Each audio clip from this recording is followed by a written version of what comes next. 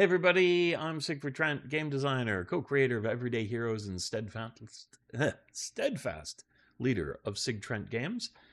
And I'm going to be updating you on what's going on with Sig Trent Games, give you a little bit of game design advice, and talk about what I've been doing this week and what is going on with Sig Trent Games. I think I already said that.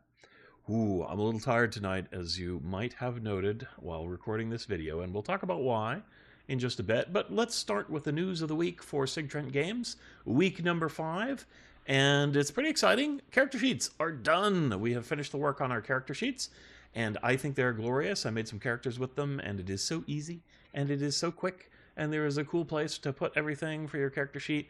So it was really great. I really like them. I think they're really cool. I think you will like them as well. I'm also very pleased with the design and just how they work and all the little features. So let's talk about what's cool about these character sheets.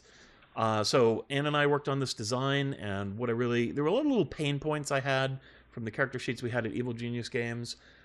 There's no origin, so that's a big one. It's got origin on it now. Which is something, we didn't have when we first made Everyday Heroes, so it wasn't on the sheets. But it came along pretty quickly once we had the first one. I think Highlander had Origin in it. And since then, needed a place to write it down. I usually put it in with the languages or something, or up near the class or my name or such things. But there's a nice little spot for it now. Also, that sort of top header has been reorganized a little bit so that it flows kind of in the same way that character building flows, or the decision making that you make, although you can do things in any order. Still, there's an order I tend to do them in, and that's how I've organized the character sheets. The autofill, be still my heart, it's so great. You just put in your ability scores, and if you change them, everything gets adjusted. All the skill bonuses fill in, and when you update your proficiency bonus, or you update your level, or you update your skill proficiencies or skill expertise, the numbers just change, and everything is quite lovely. So I'm really happy with that part of the feature. The weapon stat blocks, I think, are a little bit more usable than the old ones. They had some tiny text in certain places that it was a little hard to read when you were using the form. But some of them are still pretty small, but they're readable, and the entire text for the damage type fit in the space, as do the entire list of different types of reload actions, things like that. There's more room to put ranges in there. So I think it just kind of has a better priority, and the order of things that are read is very good. So you get that attack bonus right up front, which is the thing that you're going to use most often. So when new people are using the character sheets, it's designed to be able to really easily say, oh yeah, under your ability scores, you're going to find your attacks. It's the first number for the weapon that's listed. So then, oh, great. And then damage follows that, damage type, penetration value, everything in a kind of nice natural order. So I really like that part of it a lot. We took out the sort of, hey, here's a list of your talents and feats and things that are on the first page. There was never really enough space to provide good information about them. So I got rid of that, and I put an equipment list on the first page. Since you've got your weapons over there and you've got your armor stat block on page 1, I figure it's good just to have your equipment list there. So that's where we've got that now. And then on page 2, all the page 2s are designed for specific archetypes. So there's a strong hero, an agile hero, tough hero, wise, smart, and charming hero page 2. And so they've got the special scores for each of those classes, if they have any. Of course, agile and strong don't really have them. But we've also pre-filled in the talents for those archetypes to just save you time making those character sheets. And there's more room because the equipment list is no longer on that page. So there's more room to actually list out all the details of your feats, talents, plans, any of that stuff goes on there.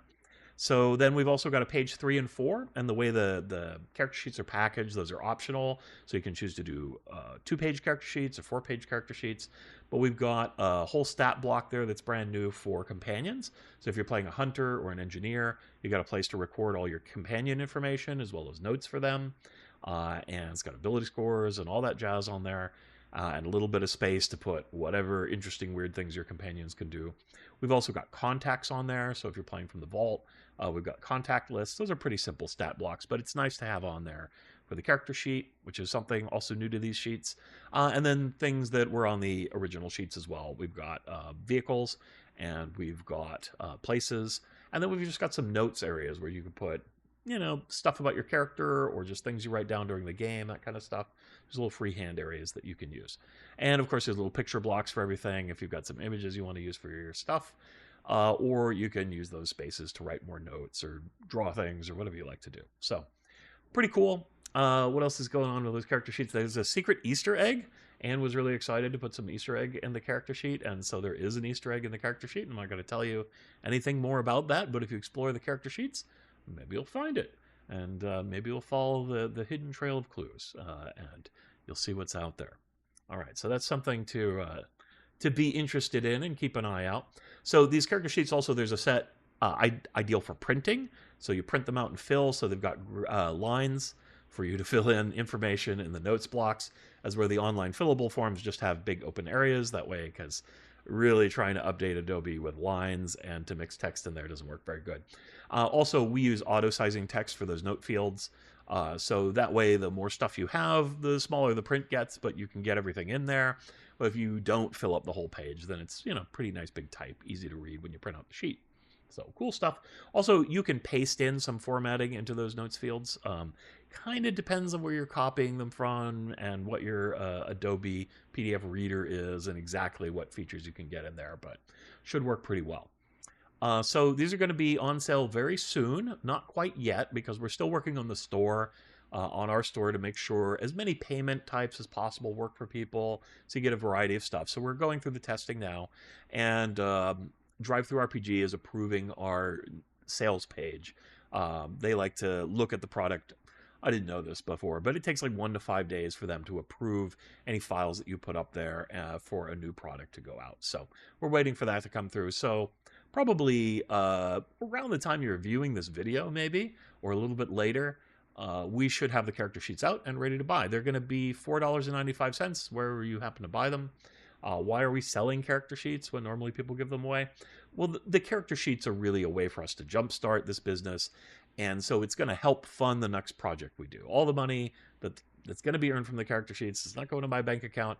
It goes into a special allotment of money that's going to pay for art for the next project, which will probably be the Everything Awesome Wrestling project and the Shotgun Fantasy project. So kind of both of those are in the works. Those have got a bunch more ideas, whatever people are interested in. So there's more things to do than I have time to do, but we're working on those. I'm also doing a new project with Lewis Porter Jr. Games. He's got a cool thing called Debatable Actions, which was a Roll20 supplement he did, and he asked me to update that for Everyday Heroes, so I'm doing that as well. Now, we did The Shadow Markets, which is this cool book about like illegal drug markets and cops and drug traffickers and that kind of world of shadowy narcotics trafficking. Pretty fun supplement. If you want to check it out, it's on DriveThruRPG. And if you buy that, you will be supporting me as well, because we have a partnership deal, so I just get a third of the cut from each of those book sales. So that helps Sig Trent Games as well. So another good thing to pick up. And it's a fun supplement. But that one I pretty much wrote from scratch. He sent me some material. I did adapt some of that material for it, but it was mostly just kind of me writing this cool idea of my ideas of shadowy drug markets and the cops and the criminals who occupy them. This new book is more an adaptation of a work that he had done in the past. It's about kind of more complex systems for doing debates. If your characters are really trying to convince somebody of something important, or to persuade an audience that you should trust you instead of the bad guy, that kind of thing. And so it has some simple ways to resolve those situations, and then more sort of complex, interesting system where you make specific arguments, almost like attacks, and defeat people's defenses and things like that. So it's a pretty fun little subsystem for doing complex social encounters. So I think that'll be pretty cool. Don't know when that comes out, but I'm working on that now for those guys. All right, so that's most of the stuff going on with Sig Trent Games this week. We've been really focused on the character sheets and now on trying to get the store up and running. All right, so you should see those soon. What's my game design tip of the week? Well, this week, I wanted to share something that I learned recently. I don't know, I got it from a podcast or something. It's really a productivity tip that I wanted to pass on, and it works really well for me, because one of the challenges you get in game design is, well, doing the work. And this is a trick to try and psychologically get you to get started on some work. For me, and for a lot of writers and for designers, the blank page is often the scariest thing. Or even if you worked on a project for a while and then you set it aside and you want to pick it back up, you're like, oh, it's going to be so much work. It's going to be a lot to do. I don't know where to begin. And that can be kind of daunting psychologically. It's a little hard to get over that hump sometimes. So this is a tip I think it's really useful. And there's different names for it, but we're just going to call it the 5-minute trick. The amount of time really depends on the kind of project that you're having trouble getting started. For game design and for writing, 5 minutes is kind of a reasonable amount of time. And the way it works is like this. Oh man, I don't know if I can work on that thing tonight. It's so overwhelming. It's so much to think about. And so you say this to yourself. You say, look, just spend 5 minutes working on it. All right? You got 5 minutes, right? It's not a long time. Just take 5 minutes, write a sentence or two. And that's it. That's all you have to do. You can commit 5 minutes, can't you? Sure. Yeah, of course I can. Right. Okay, 5 minutes. I can handle that. It's not going to be overwhelming. It's just a little thing. But here's the deal. You spend 5 minutes. It's very likely you will continue doing work. Once you get over that initial hurdle and you get the document open and you're looking at the thing and you write something, then it's so easy to continue, right? And so you'll get going and you'll do more work. Maybe you'll work for an hour. Maybe you'll work for 2 hours. It doesn't really matter. The point was to get over that hurdle. And so it's just one of these things. It's a very easy argument to make with yourself and very easy to accede to. 5 minutes, sure, no problem. So that's the 5-minute tip. One of those things, if you don't get to work on something, you're never going to finish it. Right, so almost more important than any other design thing is just the techniques that you use to try and make sure you stay productive. So that's my design tip of the week. All right, let's move on to what I've been playing this week. What I've been doing. Not a whole lot. We'll talk about why in a bit. But we did finish up our Everyday Heroes campaign, the 2087 campaign. My great Game Master Brian, which has been so much fun. And I've been playing this character, Mr. Shadow. And we've been battling aliens. And so in this final chapter, we had heard that the bad guys were about to make a big global broadcast, this Church of Azurgus, because we're fighting kind of Zerg-like aliens, I think. So there's a little connection there. And they have this like Adam and Eve, like alien-human hybrids that we had actually rescued at one point. We had thought about like just finishing them off, but we decided to have mercy on them. They had this scientist mentor, and she kind of persuaded us to give them a second chance. And because my character is probably of some kind of alien origin, although he doesn't really know, he felt like he wanted to give them a second chance. So I did argue for that. They did get a second chance, but apparently we didn't manage that very well. And they got taken over by the bad guys, and they turned evil. So we had to go finish them off. We had a crazy battle in like kind of I guess it was like a gravel pit where they were going to hold this event. I was trying to sneak into a big touring bus because I was going to like drive that bus up into the place where they were going to do the big announcement and everything as a big distraction for the other members of my team.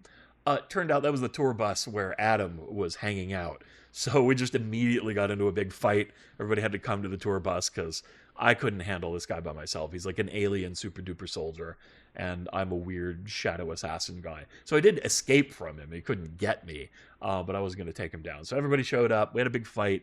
We ended up beating up the bad guys. It was a cool last encounter.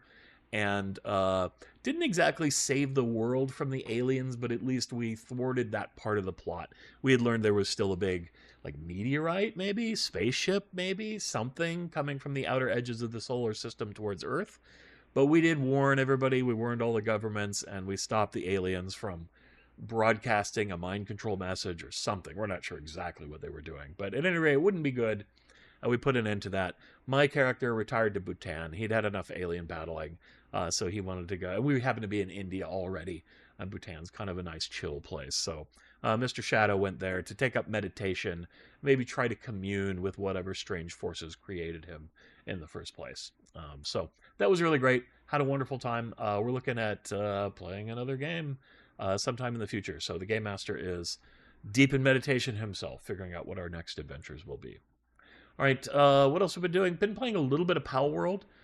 So I've been trying to make an ultimate ground mount. In that game, you can find certain pals and ride around on them. And I got one that's pretty good. He's got a little boost maneuver, and he's got high speed and a lot of stamina. So I'm trying to breed extra traits onto this particular type of electrical horse to make them go faster and to make them have more stamina, so we can just sprint all over the place all the time.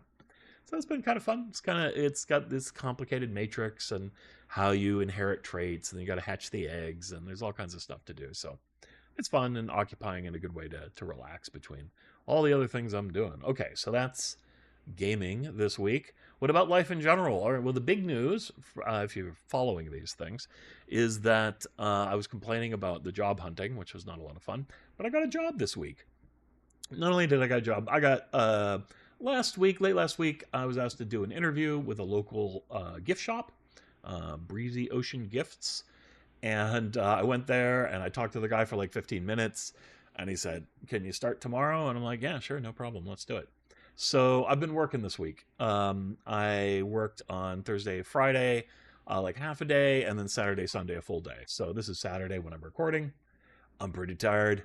It's been a while since I worked retail, so, it's not super hard work, but there's a lot to do. It's always busy. There's tons of little gift items to put tags on and hanging things up and seeing to customers and all that jazz. And frankly, I'm a writer. I sit at a desk all day, so it's a little bit work to get used to. It's good work. It's honest work. The people are really nice. I actually really like working retail because I like customers and I like serving people, so that works out good. So the idea is I got this part-time job, helps to pay the bills while I work on Sig Trent Games. So it's kind of ideal because I wanted a part-time job because I don't want to spend all my time doing that. I want to work on the company and build that. But, starting out a game company, it's not a lot of money in it. So I do it for the love of the work. Hopefully, however, I do want to build Sig Trent Games to where it can supply me with enough money for my relatively modest lifestyle and to continue to make games as a full-time endeavor under my own heading, my own banner, my own creative choices, and my own business decisions and all that sort of thing. So that's the dream. And so these are all steps towards building that and doing that. So I've been very busy this weekend, and it will mean I'll be a little bit less productive. But fortunately, my plan to kind of lay the groundwork for Sig Trent Games and get a lot of the kind of necessary stuff that happens under the hood at any company done has been successful. And I'm now at a point where I can focus most of my remaining time, not all of it, but most of it on the actual process of making games, writing games, doing the creative work, and getting involved with other creative people and paying them to do art and other things like that. So I've sent out my first missives to potential artists to see if they're interested in working on Everything Awesome Wrestling. I got my contracts together and all that kind of good stuff. So it's pretty good. I'm pretty happy. It's been hard work, but I'm happy to see things pay off. And soon you'll be able to buy our first product. And hopefully you guys will be excited about that. Please help spread the word. It makes a huge difference in addition to buying things. Just telling other people that they exist, especially if you know other Everyday Heroes players. Because, right, of course, Everyday Hero character sheets are only really going to appeal to people who play Everyday Heroes. So that's where we're going to target. And it's intentional that we're doing things, A, because I love Everyday Heroes, but B, because it's the people I know, and I can best reach out to them. I will be doing products for other games as well as time goes on. I have a whole lot of stuff that I wrote over the years that I would love to publish in some way, shape, or form. Some of it's fantasy stuff, so it will probably make more sense to put it out for Pathfinder or Dungeons & Dragons or something like that. But we'll see. We'll get to those later. I'm focusing on Everyday Heroes first. All right, I think that's just about everything. So I'm going to get some much-deserved rest. I hope you guys all out there have a wonderful, great week and have fun playing Everyday Heroes or whatever other games you're into. Bye-bye. Take care.